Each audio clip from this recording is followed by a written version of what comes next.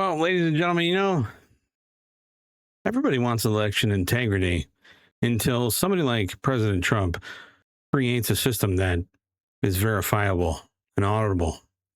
And I'm talking about the Postal Service and the finalized 95-page federal ballot mail-in rule that would create a system of official envelopes with distinct outbound and return barcodes, a federal portal, and a compliance check before any outbound ballots enter the mainstream.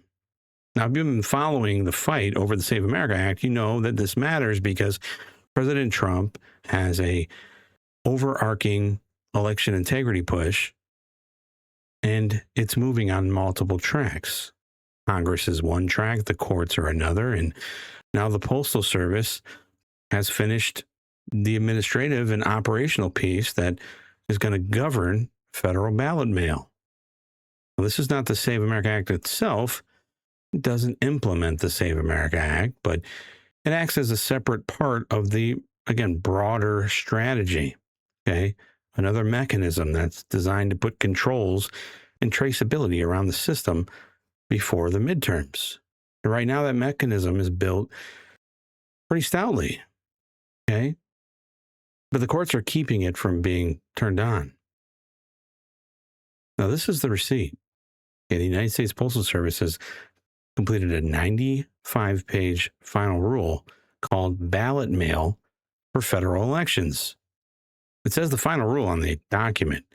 It carries an effective date of the 21st of August, with Federal Register publication scheduled to be August 26th. It's important because up until now, a lot of this fight has been about what the Trump administration wanted to build.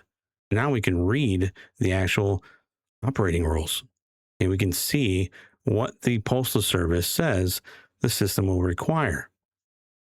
And when you put that next to the Save America Act and the court fight, you start to see the larger board.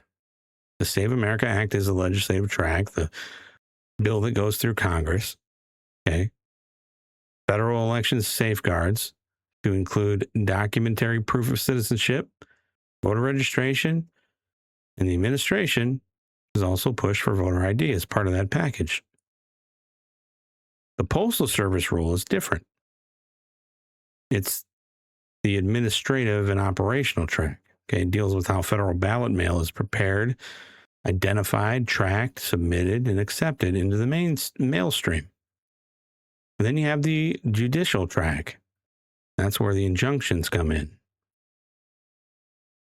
3 tracks, all different legal authorities, different institutions, unfortunately, but the same broader fight over election integrity. And that's important to know because I don't want to blur these things together because it's pretty easy, and the Democrats want us to be confused on these things, so we sound like idiots.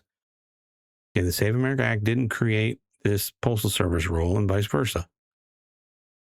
President Trump ordered the Postal Service rulemaking. He did so separately through an executive order back in March. And what connects them, again, is the policy objective. Free and fair elections for the people that are verified, traceable, and more control around our federal elections. Now, the most important current status line in this entire document, okay, is that the rule is final, but the Postal Service says it's not going to implement it for the 2026 election, while the injunctions remain.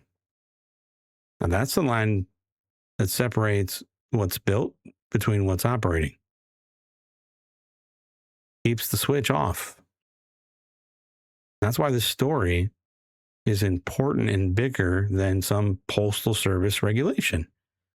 Because the Trump administration did the work here. The question now is whether the courts are going to allow any of this to touch the upcoming 2026 midterm elections. Now, let's talk about how this process flows, right? You start with the envelopes. Okay, the rule establishes standards for them, okay, for both outbound and return. It requires some compatibility with automation. It requires the district intelligent mail barcodes to be in place for all of the outbound envelopes as well as the return envelope. So they match. Those barcodes are created by whoever's authorized to mail the ballot. And that gives the system a way to distinguish and track every piece involved in the federal ballot mail process. That's the operational side where it becomes real. A bill can tell you, okay, what the law should require. An executive order can tell an agency what to develop, but an operating rule tells you exactly how the process is supposed to function. And then there's a federal ballot mail portal. Okay. Now, the rule says that state authorized users would submit information tied to mailing. That includes the recipient's name, their address, the outbound barcode, the return barcode, and the state of the originating election office.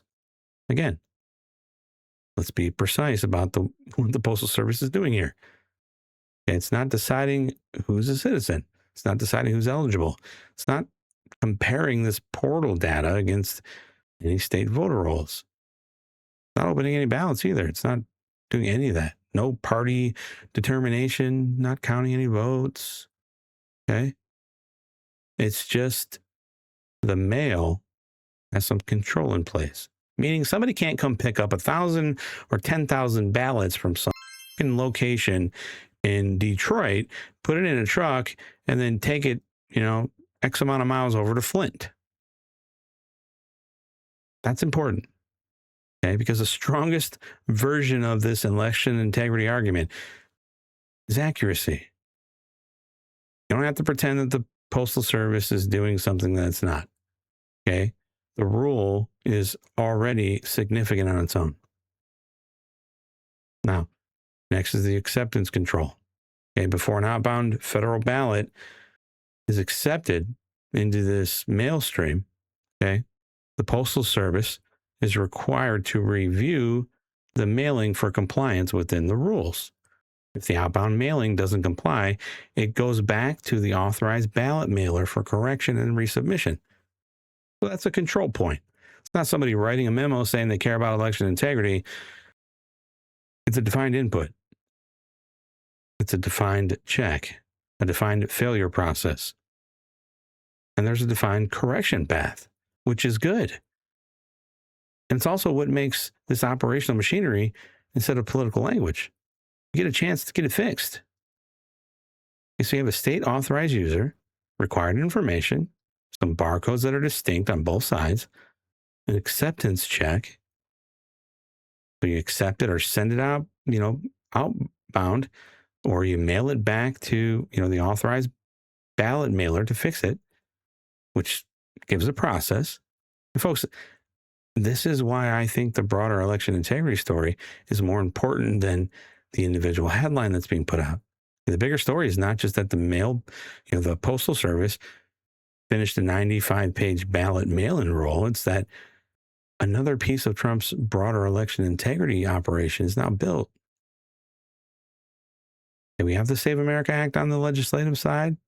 This is the operational side. This rule attacks a different part of the operational side of our electoral process. How federal ballot mail is prepared, identified, tracked, and accepted into the mailstream is important. It's critical. Now, court fights are going to determine how much of this architecture is actually going to operate this cycle, but we should be arguing for it all. When you look at the SAVE Act outside of this, you see the difference, I think, more clearly. You're changing federal election law on one side, okay, with the current House bill. I mean, the National Voter Registration Act would require the proof of ID and registration, and the White House, right, wanting voter ID as part of it. That's the legislative side, like I said. The Postal Service rule, the agency, it's the machinery, it's the operations. Okay, I think that's the part of all of this that we're either not seeing or just because of everything that's being discussed, we're getting confused. Again, Trump has done the work. This is the operational stuff. Democrats can't hide their lies anymore. They can't say that, Trump is creating some monotonous, mundane, maybe overbearing, encumbering system. Chicken shit Republicans in the Senate can't say you can't get this implemented before the midterms. It's all there. So we'll see what happens when these guys come back from recess with the Save America Act, but I just can't get over the fact that President Trump is fighting this all on his own, it seems like.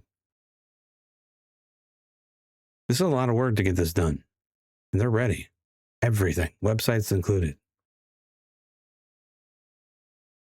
Frustrating. Very frustrating.